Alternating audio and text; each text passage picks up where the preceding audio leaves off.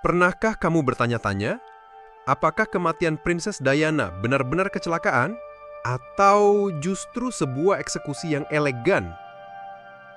31 Agustus 1997, di terowongan Pont de Alma, Paris, mobil yang ditumpangi Diana menghantam tiang beton. Supirnya, Henry Paul, dinyatakan mabuk.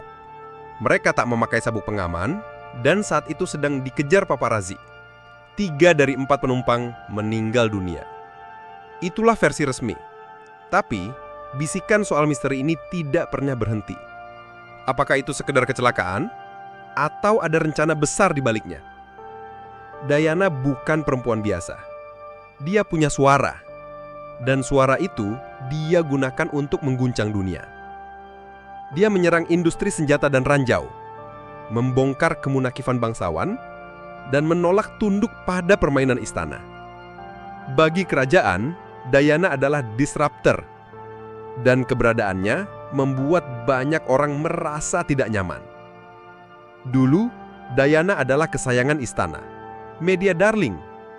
Tapi perlahan, ia berubah menjadi musuh sistem. Dalam wawancara, dia berani membuka aib rumah tangga kerajaan.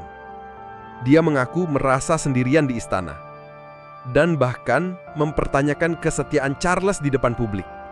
Bukan karena dia jahat, tapi karena dia tak bisa dibungkam. Tahun terakhir hidupnya, Diana turun langsung ke zona konflik. Ia kampanye menentang ranjau darat. Ia meminta pelarangan senjata aktif dan berani menyentuh urusan miliaran pound dari kontrak senjata. Masalahnya, kontrak senjata itu masih jadi tulang punggung ekonomi, dan aktivismenya membuat banyak elit pusing. Seakan belum cukup, Diana menjalin cinta dengan Dodi Fayed, seorang muslim anak konglomerat Mesir. Rumornya, mereka akan bertunangan. Bahkan ada kemungkinan hamil. Bayangkan, calon Raja Inggris punya ayah tiri seorang muslim. Untuk sistem Inggris kuno, itu bukan cinta. Itu mimpi buruk. Lalu, datanglah malam kecelakaan itu. Versi resmi mengatakan, supir mabuk, paparazi, seatbelt tak terpakai.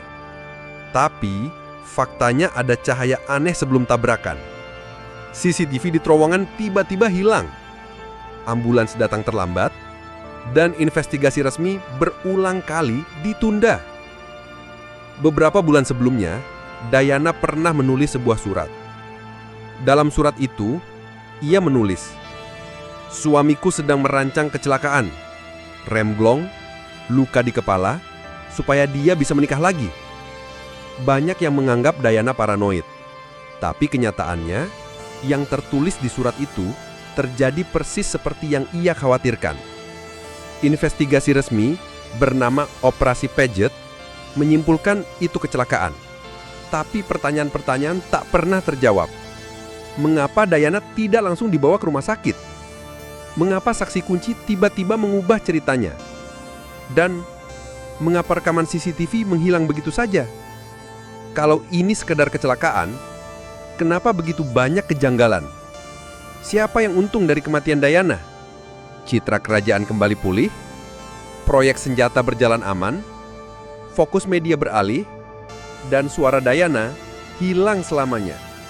Kadang, ini bukan soal bukti, tapi soal siapa yang menikmati diamnya dunia setelah itu. Secara teknis, memang ini kecelakaan. Tapi ada terlalu banyak rekaman hilang, terlalu banyak cerita yang tak sinkron, terlalu banyak kehilangan yang tak pernah terjawab. Diana tidak meninggal karena kelemahan fisik. Dia meninggal karena keberaniannya terlalu terang di tengah sistem yang gelap. Sekarang tanyakan pada dirimu sendiri, apakah ini tragedi atau sebuah eksekusi yang elegan?